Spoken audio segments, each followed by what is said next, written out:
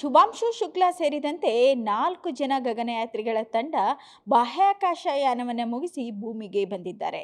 ಇನ್ನು ಈ ಬಗ್ಗೆ ಮಾತನಾಡಲಿಕ್ಕೆ ನಮ್ಮ ಜೊತೆ ಇಸ್ರೋದ ಡೆಪ್ಯೂಟಿ ಚೇರ್ಮನ್ ಆಗಿರ್ತಕ್ಕಂಥ SV ಶರ್ಮಾ ಸರ್ ಇದ್ದಾರೆ. ಅವ್ರನ್ನ ಮಾತನಾಡಿಸ್ತಾ ಹೋಗ್ತೇನೆ. ಸರ್, ಮೊದಲೇದಾಗಿ ಯಾವ ರೀತಿ ಪ್ರೊಸೀಜರ್ ಇತ್ತು ಸರ್, ಏನು ಹೇಳ್ತೀರಾ? ಪ್ರಪ್ರಥಮವಾಗಿ ಪಬ್ಲಿಕ್ ಟಿವಿಗೆ ನಮಸ್ಕಾರ. ಮತ್ತು ಈ 140 ಕೋಟಿ ಜನಗಳ ಒಂದು ಸ್ಪಂದನ, ಅವರಿಗೆ ಕಂಗ್ರ್ಯಾಚುಲೇಷನ್ಸ್.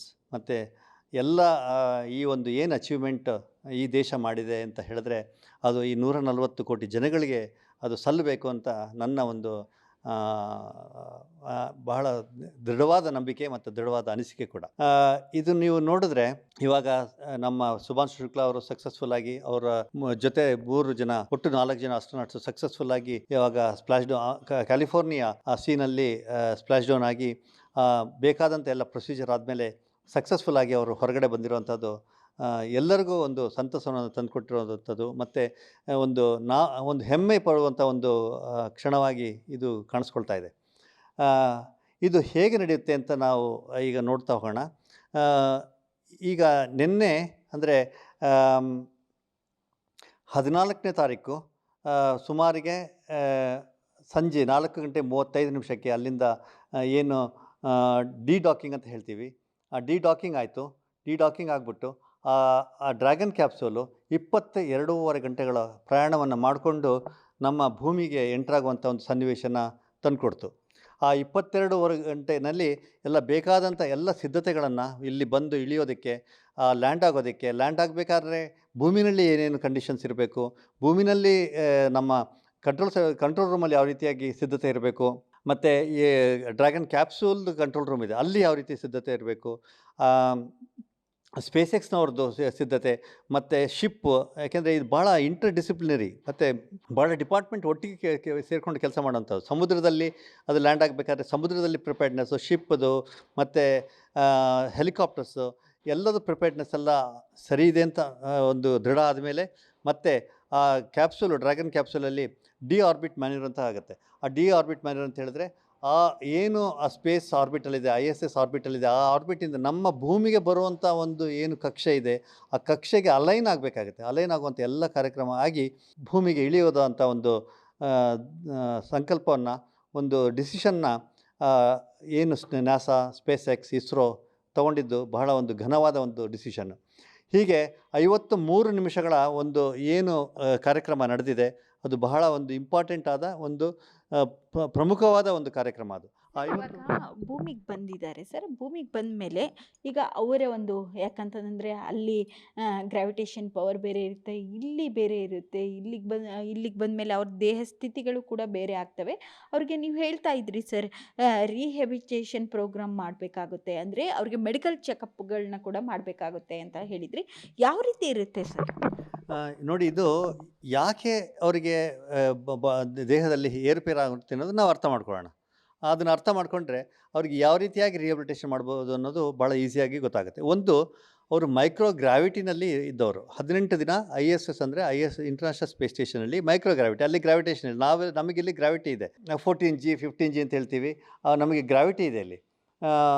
ಆ ಗ್ರಾವಿಟೇಷನಲ್ಲಿ ಅವ್ರು ತೇಲ್ತಾ ಇರ್ತಾರೆ. ಇವಾಗ ಯಾವುದೇ ಒಂದು ಮನುಷ್ಯ ತೇಲ್ತಾ ಇರಬೇಕಾದ್ರೆ ಅವನ ಪರಿಸ್ಥಿತಿ ಹೇಗಿರುತ್ತೆ ಅಂತ ನೀವು ಯೋಚನೆ ಮಾಡಿ. ನೀವೇ ಯಾವುದೋ ಒಂದು ಗೇಮ್ ಇರ್ಬೋದು, ಒಂದು ರೊಟೇಟರಿ ಗೇಮ್ ಇರ್ಬೋದು, ಅಲ್ಲಿ ತೇಲುವಂಥ ಒಂದು ಪರಿಸ್ಥಿತಿ ನಿಮ್ಗೆ ಬಂದರೆ ಹೇಗಿರ್ಬೋದು ಅಂತ ನೀವು ಯೋಚನೆ ಮಾಡಿ ನೋಡ್ಕೋಬೇಕಾಗತ್ತೆ. ಮತ್ತು ಇನ್ನೊಂದು ಏನಾಗುತ್ತೆ ಅಂತಂದರೆ ಅಲ್ಲಿ ತೇಲಬೇಕಾದ್ರೆ ಅವರಿಗೆ ನಡೆಯುವಂಥ ಒಂದು ಕ್ಷಮತೆ, ಮತ್ತು ನಿಲ್ಲಬೇಕಾದ್ರೆ ಒಂದು ಅದೆಲ್ಲನೂ ದೇಹ ಅದನ್ನು ಕುಂದಿಸ್ಕೊಳ್ಳುತ್ತೆ, ಆ ಒಂದು ಕ್ಷಮತೆಯನ್ನು ಕುಂದಿಸ್ಕೊಳ್ಳುತ್ತೆ. ಇದು ಒಂದು. ಎರಡನೇದು, 0Gನಲ್ಲಿ ಗ್ರಾವಿಟಿ ಇಲ್ಲದಿರೋದ್ರಿಂದ ಈ ಫ್ಲೂಯಿಡ್ಸ್, ಬ್ಲಡ್ ಎಲ್ಲ ಏನಾಗುತ್ತೆ ಮುಖಕ್ಕೆ ಮತ್ತು ತಲೆಗೆ, ಆ ಅಪ್ಪರ್ ಪೋರ್ಷನ್ ಅಂತ ಹೇಳ್ತೀವಿ, ಅಪ್ಪರ್ ಪೋರ್ಷನ್ ಆಫ್ ದ ಬಾಡಿಗೆ ಬರುತ್ತೆ. ಅಪ್ಪರ್ ಪೋರ್ಷನ್ ಆಫ್ ದ ಬಾಡಿಗೆ ಬಂದಾಗ ಈ ಹಾರ್ಟ್, ಲಂಗ್ಸು, ಕಿಡ್ನಿ ಮತ್ತು ಇದು ಬ್ರೈನು ಬಹಳಷ್ಟು ಎಫೆಕ್ಟ್ ಆಗುತ್ತೆ. ಮತ್ತು ಕಣ್ಣುಗಳು ಈ ರೀತಿ ಎಫೆಕ್ಟ್ ಆಗುತ್ತೆ. ಅದು ಪ್ರೆಷರೈಸ್ಡ್ ಕ್ಯಾಬಿನ್ ಇರುತ್ತೆ, ಅಲ್ಲಿ ಬೇಕಾದಂಥ ಎಲ್ಲ ಸೇಫ್ಟಿಗಳನ್ನ ತಗೊಂಡಿರ್ತಾರೆ. ಇದು ISS ಬಂದ್ಬಿಟ್ಟು ಭಾಳ ಸೇಫಾದ ಜಾಗ, ಅಂದರೆ ಇದು ಡೇಂಜರಸ್, ಏನು ಕ್ಯಾಟಸ್ಟ್ರಾಫಿಕ್ ಜಾಗ ಅಲ್ಲ ಅನ್ನೋದು ನಾನು ಮತ್ತೆ ಒತ್ತಿ ಹೇಳಬೇಕಾಗತ್ತೆ. ಅಲ್ಲಿ ಇಲ್ಲಾದರೆ ಇಷ್ಟು ಜನ ಅಸ್ಟ್ರೋನಾಟ್ ಹೋಗಿ ಬರೋದಕ್ಕೆ ಸಾಧ್ಯ ಇಲ್ಲ ಅಲ್ವಾ. ಅದರಿಂದ ಈ ಒಂದು ದೇಹದಲ್ಲಿ ಕುಂದತೆ ಕಾಣುತ್ತೆ. ಅಂದರೆ ಇದು ಕ್ಯಾಟಸ್ಟ್ರಫಿ ಅಲ್ಲ, ಅದರಿಂದ ಅವರಿಗೆ ಪ್ರಾಣಾಪಾಯ ಆಗಲ್ಲ, ಆದರೆ ದೇಹದಲ್ಲಿ ವೀಕ್ನೆಸ್ ಬರುತ್ತೆ ಅನ್ನೋದು ನಿಜ ಒಂದು.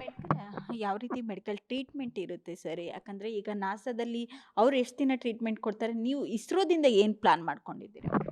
ಇದು ಒಂದು ಮೈಕ್ರೋಗ್ರಾವಿಟಿನಲ್ಲಿ ಆಗುವಂಥ ಒಂದು ಏನು ಅವರಿಗೆ ದೇಹದಲ್ಲಿ ಮೆಂಟಲಿ, ಫಿಸಿಕಲಿ, ಸೈಕಲಾಜಿಕಲಿ ಏನು ಎಫೆಕ್ಟ್ ಆಗುತ್ತೆ ಅದು ಒಂದು. ಎರಡನೇದು ರೀಎಂಟ್ರ್ ಆಗಬೇಕಾದ್ರೆ ಆ ಒಂದು ಆ ಕ್ಯಾಪ್ಸೂಲು 1800 2000 ಡಿಗ್ರಿವರೆಗೂ ಆ ಕ್ಯಾಪ್ಸೂಲ್ ಕಾಣುತ್ತೆ. ಆವಾಗ ಥರ್ಮಲ್ ಹೀಟ್ಸ್ ಅಂತ ಜನ್ರೇಟ್ ಆಗುತ್ತೆ ಮತ್ತು ಥರ್ಮಲ್ ಶಾಕ್ಸ್ ಅಂತ ಅಸ್ಟ್ರೋನಾಟ್ಸ್ ಥರ್ಮಲ್ ಶಾಕ್ಸ್ನ ಎಕ್ಸ್ಪೀರಿಯೆನ್ಸ್ ಮಾಡ್ತಾರೆ. ಆ ಥರ್ಮಲ್ ಶಾಕ್ ಬಾಡಿಗಿನ ಹೆಚ್ಚಾಗಿ ಅವರಿಗೆ ಫಿಸಿಕಲಿ, ಮೆಂಟಲಿ, ಸೈಕಾಲಜಿಕಲಿ ಎಫೆಕ್ಟ್ ಆಗುವಂಥ ಒಂದು ಸ್ಥಿತಿ ಬರುತ್ತೆ. ಎರಡನೇದು. ಮೂರನೇದು, ಭೂಮಿನ ಎಂಟ್ರಾಗಬೇಕಾದ್ರೆ ಅದು ನೋ ಗ್ರಾವಿಟಿಯಿಂದ 4G ಗ್ರಾವಿಟಿ ಸಿಗುತ್ತೆ. ಆ ಒಂದು ಸ್ಪೀಡಲ್ಲಿಂದ ಎಂಟ್ರಾಗೋದ್ರಿಂದ ಆ ವೆಲಾಸಿಟಿ ಅಂತ ಏನು ಹೇಳ್ತೀವಿ, velocity mass force is equal to mass into acceleration.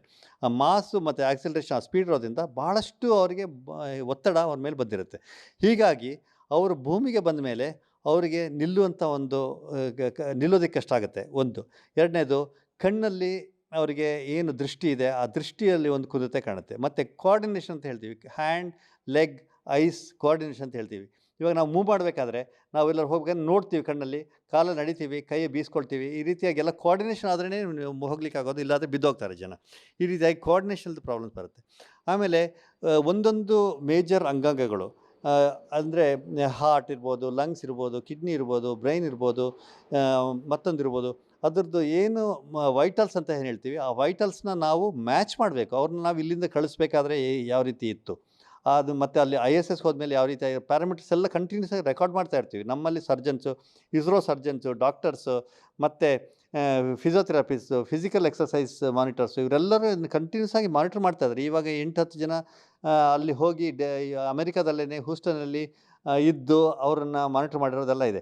ಹೀಗೆ ಈ ಒಂದು ಸಿದ್ಧತೆಯಲ್ಲಿ ಅವರಿಗೆ ರಿಹ್ಯಾಬಿಲಿಟೇಷನ್ ಮಾಡಬೇಕಾಗುತ್ತೆ. ರಿಹ್ಯಾಬಿಲಿಟೇಷನಲ್ಲಿ ಒಂದು ಬಂದುಬಿಟ್ಟು ಅವರಿಗೆ ಯಾವ ರೀತಿಯಾಗಿ ಫುಡ್ ಸಪ್ಲಿಮೆಂಟ್ಸ್ ಕೊಡಬೇಕು, ಎನರ್ಜಿ ಬೂಸ್ಟಿಂಗ್ ಅಂತ ಹೇಳ್ತೀವಿ. ಯಾಕೆಂದರೆ ಬಾಡಿನಲ್ಲಿ ವೀಕ್ನೆಸ್ ಬಂದಿರುತ್ತೆ, ಮಸಲ್ ವೀಕ್ ಆಗಿರುತ್ತೆ, ಮತ್ತು ಕ್ಯಾಲ್ಶಿಯಮ್ದು ವೀಕ್ನೆಸ್ ಕಡಿಮೆ ಆಗಿರುತ್ತೆ, ಅದರಿಂದ ಬೋನ್ ಡೆನ್ಸಿಟಿ ಕಡಿಮೆ ಆಗುತ್ತೆ. ಅದರಿಂದ ಅವರಿಗೆ ಯಾವ ರೀತಿಯಾದ ಮಿನರಲ್ ಸಪ್ಲಿಮೆಂಟ್ಸು, ನ್ಯೂಟ್ರಿಯನ್ ಸಪ್ಲಿಮೆಂಟ್ಸು, ಮತ್ತು ಅವ್ರಿಗೆ ಬೇಕಾದಂಥ ಫುಡ್ ಸಪ್ಲಿಮೆಂಟ್ಸು, ಇನ್ ಓವರ್ ಆಲ್ ಎನರ್ಜಿ ಹೇಗೆ ಇಂಪ್ರೂವ್ಸ್ ಮಾಡೋದು ಅಂತ ನೋಡೋದು ಒಂದು. ಎರಡನೇದು, ಫಿಸಿಯೋಥೆರಪಿ ಮಾಡಬೇಕಾಗತ್ತೆ ಅವ್ರಿಗೆ. ಯಾಕೆಂದರೆ ಕೂತಿದ್ದ ಜಾಗದಲ್ಲೇ ಇವಾಗ ಈ ಭೂಮಿನಲ್ಲೇ ಯಾವ್ದಾದ್ರು ಒಂದು ಫ್ರ್ಯಾಕ್ಚರ್ ಆಯಿತು ತಟ್ಕೊಳ್ಳಿ, ಕಾಲೋ ಕೈನೋ, ಒಂದು 10 ದಿನ ಏನಾದ್ರು ಪ್ಲಾಸ್ಟರ್ ಹಾಕ್ಬಿಟ್ರೆ ಅದಾದಮೇಲೆ ಫಿಸಿಯೋಥೆರಪಿ ಮಾಡಬೇಕಾಗುತ್ತೆ ಭೂಮಿನಲ್ಲೇ.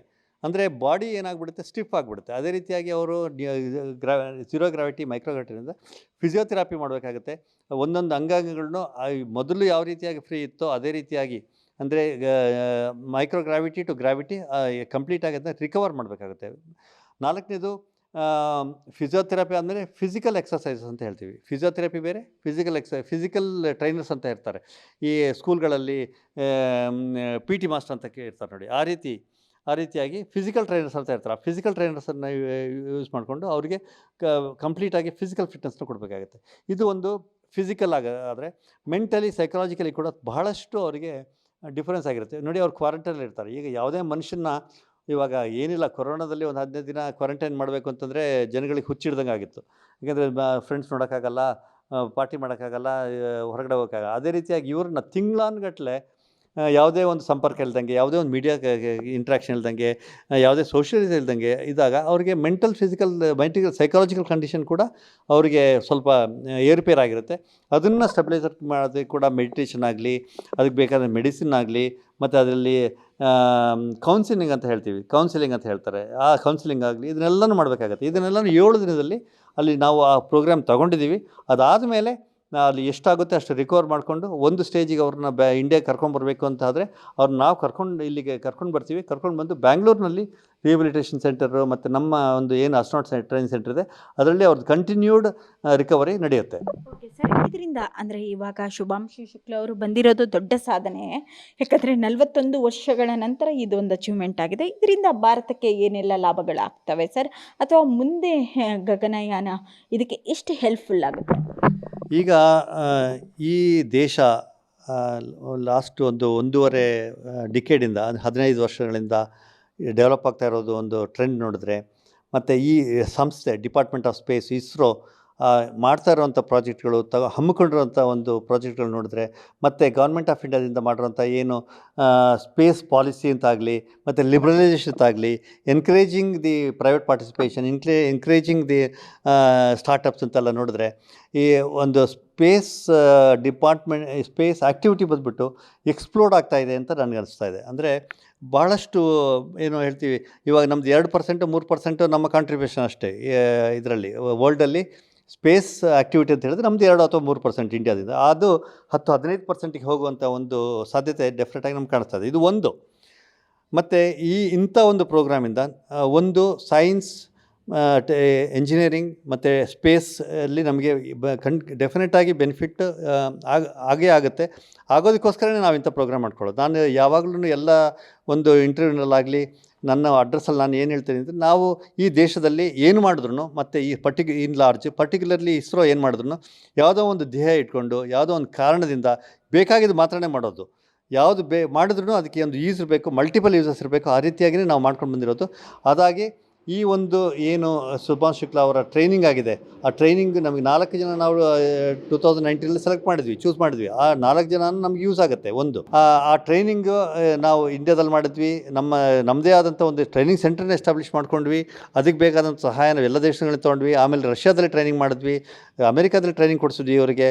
ಆಮೇಲೆ ಈ ಸ್ಪೇಸ್ ಪ್ರೋಗ್ರಾಮ್ ಅಂತ ಏನು ನಾವು ಮಾಡಿದ್ದೀವಿ, ಇದು ಕಂಪ್ಲೀಟಾಗಿ ನಮ್ಮ ಏನು ಗಗನಯಾನ ಅಂತ ಏನು 2026-2027 ಇದೆ, ಅದರಲ್ಲಿ ಪ್ರಿಕರ್ಸರ್ ಅಂತ ಹೇಳ್ತೀವಿ. ಅದಕ್ಕೆ ರಿಕ್ವೈರ್ಮೆಂಟ್ ಇದು ನೆಸೆಸಿಟಿ, ಇದು ಲಕ್ಸುರಿ ಅಲ್ಲ, ಇದು ನೆಸೆಸಿಟಿ. ಇದನ್ನು ಮಾಡಬೇಕು ನಾವು.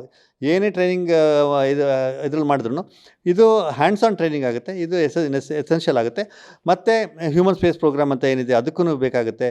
2035-2040ನಲ್ಲಿ ಏನು ನಾವು BSS ಅಂತ ಭಾರತ್ ಸ್ಪೇಸ್ ಸ್ಟೇಷನ್ ಅಂತ ಇದೆ, ಅಲ್ಲಿ ನಮ್ಮದೇ ಆದಂಥ ಸ್ಪೇಸ್ ಸ್ಟೇಷನ್ ಇರುತ್ತೆ. ನಾವೇ ನಮ್ಮ ಗಗನಯಾತ್ರಿಗಳನ್ನ ಕ್ರೂ ಮಾಡ್ಯೂಲ್, ಸರ್ವಿಸ್ ಮಾಡ್ಯೂಲ್ ಅಂತ ನಾವೇನು ಮಾಡ್ತಾ ಇದ್ದೀವಿ ಅದ್ರಲ್ಲಿ ಕರ್ಕೊಂಡು ಹೋಗಬೇಕಾಗುತ್ತೆ, ಮತ್ತೆ ಕರ್ಕೊಂಡು ಬರಬೇಕಾಗುತ್ತೆ. ಅದಕ್ಕೆಲ್ಲದಕ್ಕೂ ಈ ರೀತಿಯಾದ ಒಂದು ಎಕ್ಸ್ಪೀರಿಯೆನ್ಸ್ ಬೇಕು. On top of all that ಇನ್ನೊಂದು ನಾವು ಏನು ಹೇಳಬೇಕಂತ ಹೇಳಿದ್ರೆ, ಈಗ ಈ ರೀತಿಯಾದ ಒಂದು ಇದು ಕಮರ್ಷಿಯಲ್ ಲಾಂಚ್. ಇದು Axiom 4 ಕಮರ್ಷಿಯಲ್ ಲಾಂಚ್. 4 ಜನನು ಕಮರ್ಷಿಯಲ್ ಆಯಾ ದೇಶದವ್ರು ಸ್ಪಾನ್ಸರ್ ಮಾಡಿರುವಂಥದ್ದು, ದುಡ್ಡು ಖರ್ಚು ಮಾಡಿರುವಂಥದ್ದು. ಮತ್ತು ಈ 4 ದೇಶಗಳು ಒಟ್ಟಿಗೆ ಬಂದು 60 ಎಕ್ಸ್ಪರಿಮೆಂಟ್ಗಳನ್ನ ಮಾಡಿ, 60 ಎಕ್ಸ್ಪರಿಮೆಂಟ್ಗಳಲ್ಲಿ ಅವ್ರು 4 ಜನ ಫಸ್ಟು ಬೇರೆ ದೇಶ, ಬೇರೆ ಕಲ್ಚರು, ಬೇರೆ ಫುಡ್ಡು, ಬೇರೆ ಥರದ್ದು ಅವರೆಲ್ಲ ಒಟ್ಟಿಗೆ ಬಂದು ಈ ಒಂದು ಸಾಧನೆಯನ್ನು ಮಾಡಿರೋದು ಭಾಳ ಒಂದು ಮೈಲ್ ಸ್ಟೋನು. ಎರಡನೇದು, ಅಲ್ಲಿ ಹೋಗಿ 60 ಎಕ್ಸ್ಪರಿಮೆಂಟ್ ಮಾಡಿ, ಆ ಎಕ್ಸ್ಪರಿಮೆಂಟಲ್ಲಿ ಕೂಡ ಒಂದು ನಮ್ಮ ಈಗ ಗಿವ್ ಆ್ಯಂಡ್ ಟೇಕ್ ಥರ, ಈ ಒಬ್ಬರೇ ಅಲ್ಲ, ಬಾಕಿ ಆಸ್ಟ್ರೋನಾಟ್ಸ್ ಕೂಡ ಎಲ್ಲ ಎಕ್ಸ್ಪರಿಮೆಂಟ್ಗೂ ಸಪೋರ್ಟ್ ಮಾಡಿ ಇದರೆಲ್ಲ ಮಾಡ್ಕೊಂಡು ಬಂದಿರೋದು. ಇದು ನಮ್ಮ ಏನು ಫ್ಯೂಚರ್ ಸ್ಪೇಸ್ ಪ್ರೋಗ್ರಾಮ್ ಇದೆ ಅದಕ್ಕೆಲ್ಲದಕ್ಕೂ ಒಂದು ತಳಹದಿ ಆಗುತ್ತೆ ಅಂತ ನನ್ನ ಬಹಳ ದೃಢವಾದ ನಂಬಿಕೆ. ಇದಿಷ್ಟು SV ಶರ್ಮಾ ಅವರ ಮಾತು. ಕ್ಯಾಮ್ರಾ ಪರ್ಸನ್ ಬೀರಪ್ಪ ಜೊತೆ ಅರುಣ, ಪಬ್ಲಿಕ್ ಟಿವಿ, ಬೆಂಗಳೂರು.